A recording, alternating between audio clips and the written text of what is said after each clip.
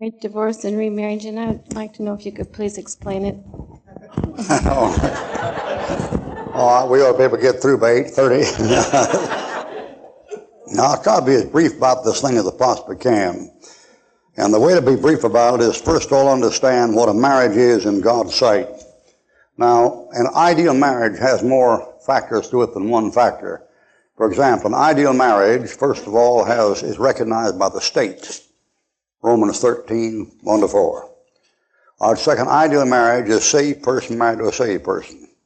2 Corinthians chapter 6. All right, third, an ideal marriage, a man leaves father, mother, and cleaves to his wife, they become one flesh. All right, then an ideal marriage, there's a flesh joining flesh, which consummates the marriage.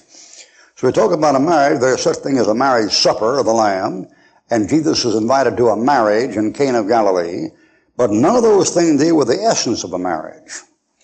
And the essence of a marriage is flesh joining flesh. I'll show you how you know that. Get Ephesians chapter 5 in one hand, and then get 1 Corinthians chapter 3 in the other, or 6. 1 Corinthians 6 and Ephesians 5. Fellow wrote a very interesting tract against Ruckmanism, and sent it to Bob Jones, and the idea was Ruckman says that marriage is flesh joining flesh, and he proved that isn't true because Christ was invited to a marriage, was a marriage supper, so a marriage was more than just flesh joining flesh. And he pointed out the fact that for there to be a marriage, there had to be flesh joining flesh, a ceremony, and both of them saved and forsaken father and mother. And the poor saphead didn't realize when he did that, he was saying that every saved woman in America is married to an unsaved man is not married. But he said marriage was saved people married to saved people. The Bible doesn't say that at all. The Bible said if a saved woman has an unsaved husband, he be pleased to dwell with her, let her not leave him. So if a saved man married to a unsaved woman, and she be betrothed with him, let him not leave her. So he made a first-rate mess of things. He consigned all the saved women and men in America who are married to unsaved partners to an unmarried condition. And Bob Jones is stupid enough to dump that thing out all over the tract, all over the campus. That's a genuine heresy. Well, now Ephesians chapter 5, here's the statement. Verse 31, for this cause shall a man leave his father and mother, and shall be joined to his wife, and they two shall be one flesh. This is a great mystery, but I speak concerning Christ and the church. All right, then he talks about marriage per se, verse 31. The quotation is from Genesis. 31 is the first marriage. That's Genesis chapter 2. Adam and Eve were naked and weren't ashamed, and Adam said, this is now bone of my bone, flesh of my flesh. Therefore shall a man leave father and mother and be joined to his wife, and the two shall be one flesh. That's a quotation from Genesis 2. So the original marriage is Genesis 2. And in the original marriage, there is no ceremony, and there's no preacher, and there's no supper, and there's no ring, and there's no law, and there's no license. So the original is flesh and flesh. That's quoted here in this passage. Now that's quoted two more times in the New Testament. First of all, 1 Corinthians 6:16. Now we get it 15. Here's the second time that thing is quoted. 1 Corinthians 6:15. Know ye not your bodies the members of Christ? Shall I then take the members of Christ and make them members of the harlot? God forbid. What? Know ye not that he which is joined to a harlot is one body? For two, saith he, shall be one flesh. When again, that's Genesis 2:24 he's quoting. And the first time he quoted it about your relationship to Jesus Christ, which is a husband and wife relationship. And the second time he quoted your relation to a prostitute. And he quoted it both times. All right, now come to Matthew chapter 19. Here's the third time it's quoted. You understand, all these times he's quoting Genesis 2. Matthew 19:4. Matthew 19:4. And he answered and said to them, have you not read that he which made them at the beginning, there's Genesis, made them male and female, and said, for this cause shall a man leave father and mother, and cleave to his wife, and they twain shall be one flesh. That goes again. Said it three times.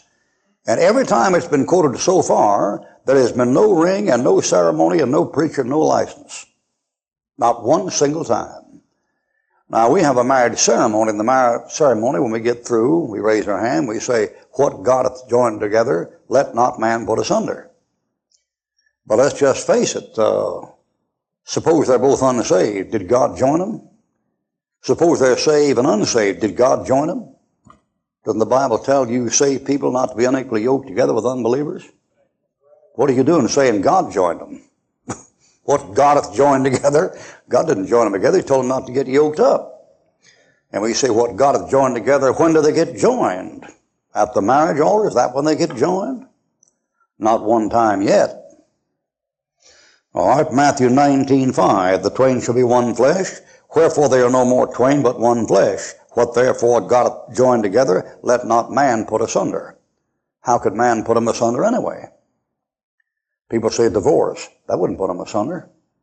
How would issuing a piece of paper put them asunder? How many of you fellows are here right now and your wife is not here? She's not here. We'll see your hand. All right, aren't you one flesh with your wife anyway? According to what you've read? Well, your wife isn't here. You fellows are here with your wife. Your wife's sitting next to you. How do you figure one flesh? Your flesh isn't part of her body. Her flesh isn't part of your body. You're sitting in two different chairs unless you're Siamese twins. In plain words, the distance of your wife to your body has nothing to do with you being one flesh. So how does man put you asunder? He issued 35 bills of divorcement, and your wife lived in Alaska and you lived in Argentina. You wouldn't be put asunder. You're one flesh. There's only one way man could put you asunder. And that's by flesh joining flesh. So here's what we read. Verse 7. Why did Moses then command to give her writing a divorcement? Put her away. Moses, because of the hardness of your heart, suffered you to put away your wife. But from the beginning it was not so. And I say to you, whoever should put away his wife, except for fornication.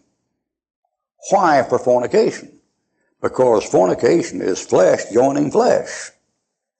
Flee fornication. Every sin a man does not his body. You know, I'm quoting that thing right there. I'm quoting that 2 verses where you read, shall I take the members of Christ and make them members of a harlot? God forbid, know ye not that he that joined a harlot is one, for 2 saith he shall be one flesh. Flee fornication. That's the context of that thing in 1 Corinthians.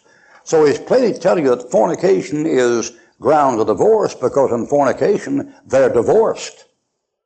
Now, you can get the bill of divorcement or not, but in fornication they've been put asunder. Who put them asunder? Man put them asunder. How do you do it? Flesh joining flesh.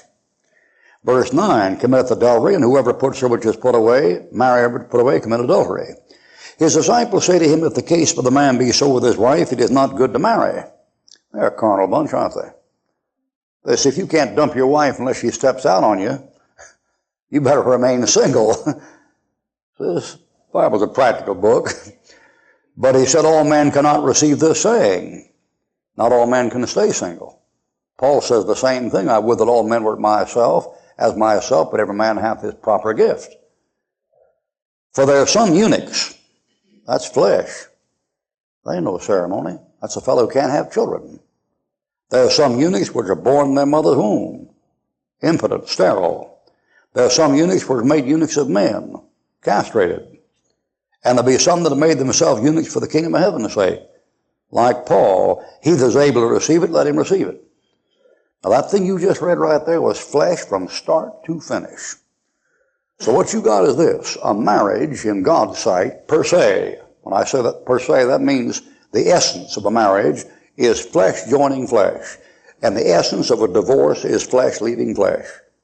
And that's why fornication is grounds for divorce.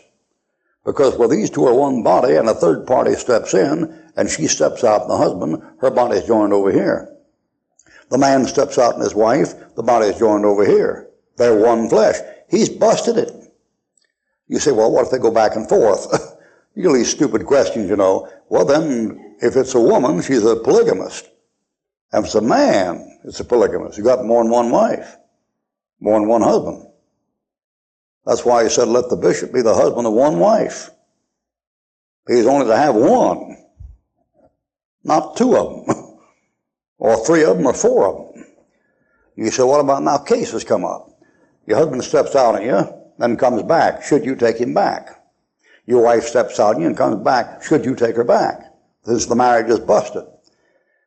Now, the Old Testament, they're hard on them. You know, I don't have to take them back. You can get a bill of divorcement and kick them out. Everything's just fine. But in the New Testament, you're allowed the privilege of choice, and you're told what the best choice is. The best choice is be kind, tender-hearted, forgiving one another, even as God, for Christ's sake, hath forgiven you. So even when marriage has been broken in the New Testament, if those people are saved, I always counsel them make it right and forgive and forget and get back together, no matter what the thing is. I've never recommended divorce to anybody, and never will. But I've seen some cases where I knew it was going to bust up, and I've had to tell people the rights. I mean, I've had a woman say, well, if he did this and that, am I entitled to divorce? Well, what does the Bible say about grounds of divorce? And I've told them the truth. But I wouldn't recommend it. I think any way you can make the marriage work, make the marriage work. All right, so you get this thing where it's flesh joining flesh. Now we'll take quickly one or two cases. Woman, go call thy husband. I have no husband. You told that right because you've had 5 husbands, and he whom now have is not your husband. Well, that woman is an adulteress. When Christ's speaking of that thing there, he's not speaking doctrinally. He's not talking about he whom you now have is not your husband. Well, when their bodies joined together, they're one, so he is her husband. But he's also the husband of another one over here. So when he says you've had 5 husbands, he whom you have is not your husband, he's speaking in the practical sense. In the practical sense, she's an adulteress. That's what she is. She's committing adultery. In a doctrinal sense, she's a polygamist. You've had 5 husbands. You may now have 6. Is not your husband, and not your real husband, somebody else's husband. All right, now come to Romans chapter 6, Romans chapter 7, and we'll get this thing right. Romans chapter 7. Some of the brethren are awful pharisaical about this. I'll give you, here's a funny thing that happened. I was invited to a meeting in Memphis, Tennessee, a fellow named Hembry. Fine fellow. And about the time he invited me in for a meeting, he got a telephone call from the head of Mid-South University, Mid-South Bible School or college or whatever in Memphis. And the fellow phoned him up, the head of that Bible school, and said, I hear you're having Ruckman in for a meeting. He said, yes, I am. And he said, I didn't know you had adulterers in your pulpit. He said, oh, yeah, we have adulterers in our pulpit. And the fellow at the college said, why, I wouldn't have thought it of you. He said, oh, yeah, we have adulterers all the time in the pulpit. And the fellow at Mid-South said, why, Brother Hembry said, I didn't know that you've been married more than once. And Hembry said, I haven't. I've only been married once. I'm still married, the one I married. And he said, well, what do you mean you have adulterers in the pulpit? And Hembry said, well, you know, I'm an adulterer myself. And he said, what do you mean by this? Horrified, you know. And Hembry said, well, you know, whoever looks upon a woman, the lust after in his heart, hath already committed adultery with her. Click goes the phone. Having a little trouble there, Nicodemus? Having a little trouble there, Nicodemus. I'll tell you another funny one. I was pastor of a church down there at Brent, Pensacola, and about that time Bob Jones was trying to, they're having all kinds of trouble over this and that. Bob Jones was bucking it up for Becky and Arlen Horton because they'd come from his school, and Becky and Arlen Horton were trying to get our property for their school and run me out. As long as I was there, the bond program was being paid, and they couldn't run me out. So they wrote to Bob Jones for some help. So Bob Jones Jr. wrote me a letter and said, you don't qualify to be a pastor. You have no business pastoring. Because the Bible said a pastor must be the husband of one wife, and you're single, you don't have a wife. I wrote him back and said, well, I'll get married and then I'll have me a wife. He wrote back and said, no, then you'd have 2 wives. And I wrote him back and I said, you know something? You're the only college president I've ever met in my life that couldn't add 1 and 0. You mean that 0 and 1 is 2? People are weird, you know. I had a meeting one time out in California. We were sitting around a table, you know, and all of a sudden kind of a hush fell across that table, you know. A bomb was about to drop. About 8 pastors and their wives are at the table. And all of a sudden the fellow right across from me looks at me and he says, do you think a divorced man should preach? And I said, what'd you say? And I always ask him that in order time to pray, to get prepared, you know. When the guy is going to get him and said, well, give me something. I'm in trouble here. Give me something quick. And the guy says, do you think a divorced man should preach? And I said, well, look at it this way. I said, suppose you and your wife aren't getting along very well. It's amazing how God puts the words in your mouth. She's sitting right next to him, and her face turned beet red, just crimson. He like to dropped his tea. And I said, suppose you not get along too well, and one day she just ups and leaves you. You going to quit preaching? He said, what do you mean? I said, did God call you to preach? He said, yeah, he called me to preach. I said, did he call your wife? He said, no. I said, you going to quit because she quits? And he said, well, I never thought about that. And I said, well, think about it. Please pass us all. I blew that one up. All right, now Romans chapter 7, verse 1. Know ye not, brethren, for I speak to them that know the law. That's taking a lot for granted, Paul. You'd be surprised. I mean, you're speaking to a lot of folk who don't know anything about the law at all. The law says the second marriage is more binding than the first one. Now, you didn't know that. You're just Christians, you know. You got Bibles. Deuteronomy 24 says he can take that woman and give her a bill of divorce when she remarries a fella. When she remarries a fella and he puts her away, she can't go back to her first husband, even if this guy over here dies. She can't go back to her first husband. That's how binding that one is. All right, 7, I speak to them that know the law, how the law hath dominion over a man as long as he liveth. Now I'm going to read this first of all like a Baptist brider or a Roman Catholic or one of those fellows read it. I'll read it like they read it. For the woman which hath a husband is bound by the law to her husband so long as he lives. But if the husband be dead, she is loosed from the law of her husband. So then, if while the man she was married to is still alive, she gets married again, she should be called an adulteress. But if the fellow she was married to dies, she is free from that law. And of course, I had to read something in there, you see. It says the woman which hath a husband, present tense, you see that? Is bound by the law as long as her husband liveth, present tense. But if the husband, present tense, the guy that's true to her, that she is joined to, if he be dead, she is loosed from the law of her husband. So then if while her husband liveth, the one that's true to her, he doesn't say she was divorced. See what these fellows have done? They've read a divorce and a remarriage into that passage. And there's no divorce in that passage, and there's no remarriage in that passage. The trouble comes when it says, if while her husband liveth, she be married to another man. They just took for granted she couldn't be married to another fella unless she got a divorce and remarried. But it didn't say it. They just read the thing in there. So it says, if her husband be dead, she is free from that law, though she is no adulteress, though she be married to another man. Now, it's a simple case. Here's a woman who has her husband. And if that husband's alive and living, and then she marries another man like that, she's an adulteress. Why? She's stepping out on her husband. It didn't say she had a divorce on biblical grounds and remarried. It said she was married and her husband alive, and she joined her body with another man's body and broke the marriage. Adultery. Thou shalt not commit adultery. Now you see all those Catholics and pious Baptists got screwed up in that thing? I'll tell you another. Here's another good one. I mean, you get all kinds of. Christianity is not without its sense of humor. I got a nasty letter from Bob Jones Jr. or Bob Jones III about 2 years ago. Only letter I had from anybody up there except what Custer didn't write back. That's the only letter I had from Bob Jones for 25 years. Let's see, I graduated from there in 1953. Longer than that. Didn't get any correspondence at all. And here's this letter from Bob Jones III.